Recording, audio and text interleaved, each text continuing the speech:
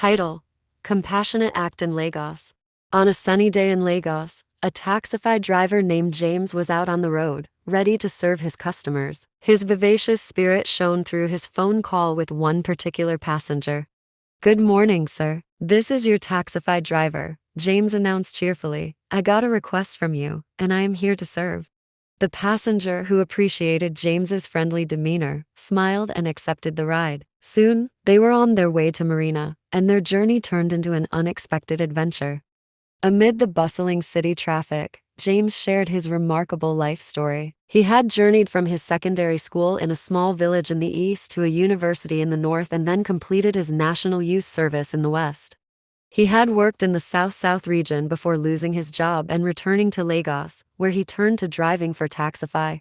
What was most intriguing about James was his impeccable English, which lacked any trace of a Nigerian tribal accent. Instead, it carried a pronounced British accent. The passenger couldn't help but ask him how he achieved such linguistic fluency.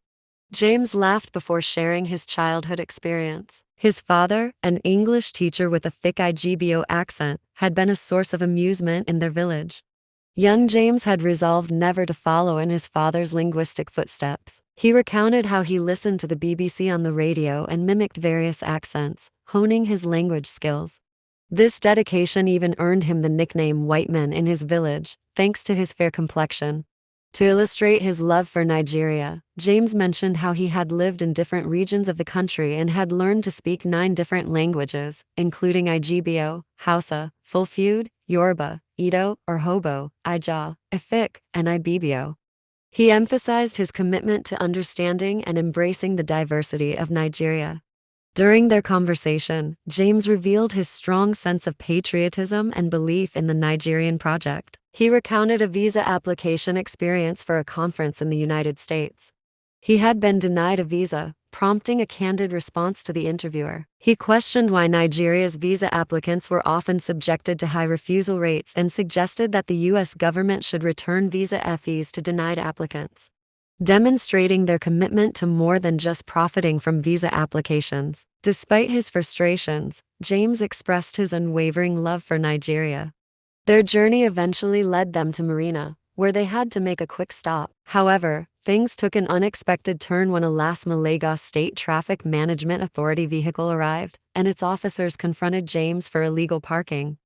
Panicked and confused, James found himself in a predicament, with a metal rod blocking his car. The passenger decided to step in and try to resolve the situation. He explained to the LASTMA officers that they had not seen the no parking sign, as it was obscured by other parked taxis, and that they believed it was acceptable to park there. A female LASTMA officer pointed out the difference between painted taxis and ride-sharing services like Taxify, explaining the fine for parking violations. As the situation escalated, the passenger realized that his involvement was only making matters worse. He offered to pay a fine to settle the issue, but the LASTMA officers were not open to negotiation. They insisted on taking James to their office to pay a hefty N500 fine for the parking violation.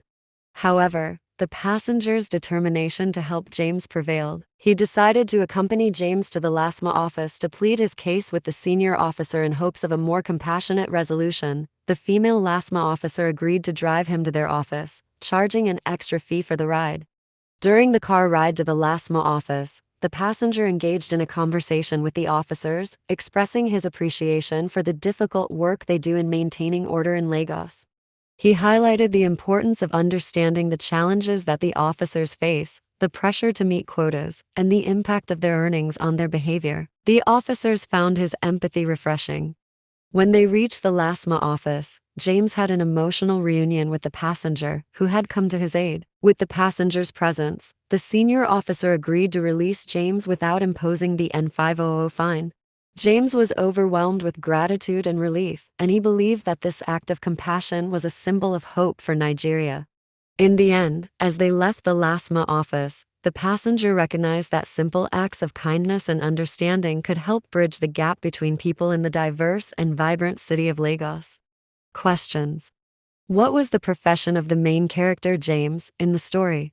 Why did the passenger decide to accompany James to the LASTMA office? How did James acquire his impeccable English, which lacked any Nigerian tribal accent?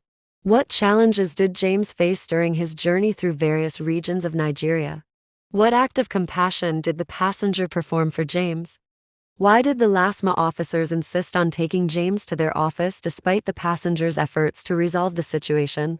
What was the outcome of the passenger's intervention at the LASTMA office? How did James feel when he was finally released without the N500 fine? What message or lesson does the story convey about understanding and compassion in a diverse city like Lagos? How did the story depict the vibrant and diverse nature of Lagos and its people? Moral lessons. Compassion and empathy can make a positive impact, even in challenging situations. Understanding the perspective of others, such as LASTMA officers, can lead to more harmonious interactions. Simple acts of kindness can bridge gaps and foster a sense of community. Language skills can open doors to diverse experiences and connections. People from different backgrounds and regions can come together to create a sense of unity and hope. The end. Thank you for watching. Please hit the like button, subscribe, and click on the notification bell to get notified anytime I upload a new video. Stay blessed until I come your way again. Bye.